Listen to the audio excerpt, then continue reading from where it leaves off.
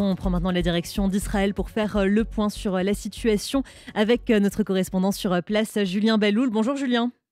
Bonjour. Alors Julien, c'est un peu la saga de cet été. Quelle compagnie aérienne a continué de voler vers Israël, laquelle a préféré annuler après le chaos de ce début du mois d'août. La situation semble enfin se stabiliser, on peut dire ça?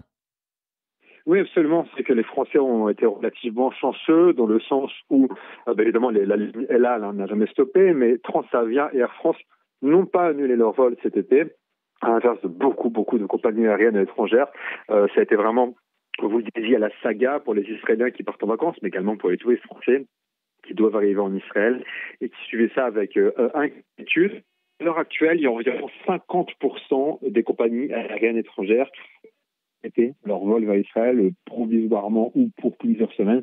Donc c'est énorme tout de même, c'est 50%. On est très loin évidemment du tsunami d'annulation qu'on avait vu en octobre au début de la guerre. Mais 50%, ça reste un coût important, notamment pour les Israéliens qui tentent de partir en vacances en famille et qui n'ont pas forcément les moyens de payer des vols exorbitants avec El Al. Beaucoup sont contraints malgré tout de réserver au dernier moment une compagnie israélienne et on voit des billets d'avion hors de prix, par exemple, des Israéliens qui prévoyaient de partir en Grèce. Vous savez, c'est une destination très prisée. Or, la compagnie grecque Aegean a tout annulé. Et bien, les Israéliens se retrouvent à payer des allées simples vers la Grèce à plus de 450 €, alors que c'est un vol d'une heure et demie par personne, l'aller simple. Donc, c'est un coût exorbitant.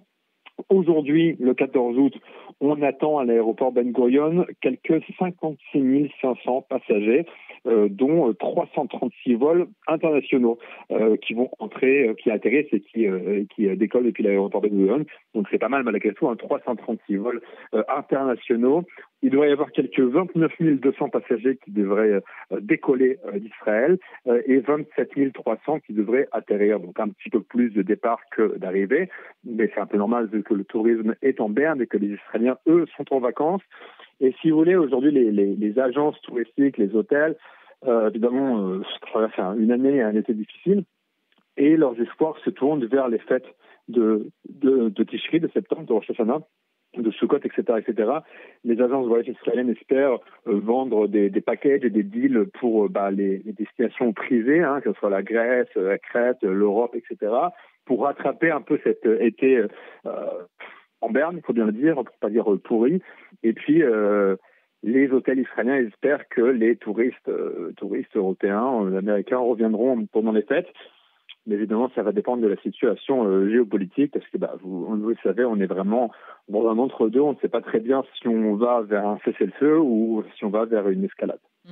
Et sur un tout autre sujet, un sujet culture, à présent, depuis le début de la guerre, de nombreuses chansons israéliennes ont vu le jour en hommage aux soldats et victimes de Nova. Cette fois, la chanteuse Miri Messika a voulu chanter pour les conjoints et conjointes endeuillés, Julien.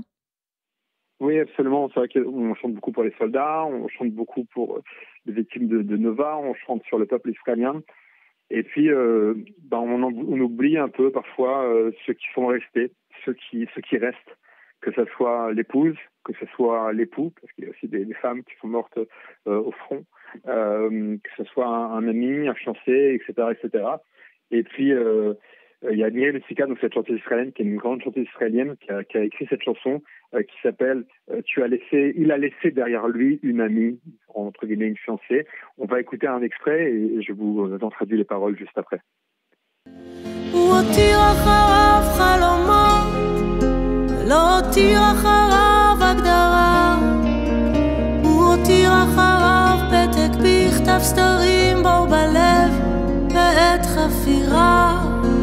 הוא הותיר אחריו מנגינות ולא הלחין אחריו שיר פרידה הוא הותיר אחריו פתק בכתב סתרים הוא הותיר אחריו חברה ועוד לא הספקנו להבין. Voilà, donc elle dit il a laissé derrière lui une amie, il a laissé derrière lui des rêves, il a laissé derrière lui un trou dans le cœur, il a laissé derrière lui un refrain, mais il n'a pas écrit une chanson de séparation, il a laissé derrière lui une amie. c'est vrai que à chaque fois on entend parler des noms de soldats tués, on pense évidemment aux familles, et puis le temps passe, les jours continuent, mais j'ai l'habitude de dire qu'on est encore le 7 octobre, mais pour ces familles, pour ces conjoints, ce sera le 7 octobre à vie. À vie, ils penseront à leurs proches qui a disparu. Il y aura des dates qui seront très difficiles. Évidemment, la date du décès, le 7 octobre 2024, va être une date très difficile également. Il y a Yom HaZikaron. Et voilà, c'est bien aussi de temps en temps penser que nous, quand on continue nos vies, quand on pense à nos vacances, puisqu'on en parlait il y a quelques instants, penser également à ces familles pour qui les vies ne sont jamais les mêmes. Merci beaucoup, Julien Valloul, et merci pour la découverte de cette belle chanson. On vous retrouve mercredi prochain sur RCJ. Très bonne journée à vous.